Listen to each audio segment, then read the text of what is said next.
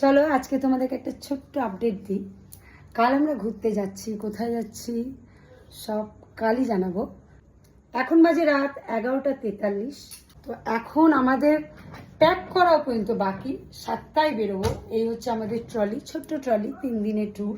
মিস্টারের জামা কাপড় কেচে দিয়েছি, যেগুলো ও নিয়ে যাবে আজকে। আদৌ এটা সকালের মধ্যে শুকাবে? যত প্রবলেম ওরই, ওর প্যান্ট শুকাবে কি না, ওর জামা এখন কোনটা পরবে, তার বোতাম নিজে নিজে বসে বসে লাগাচ্ছে।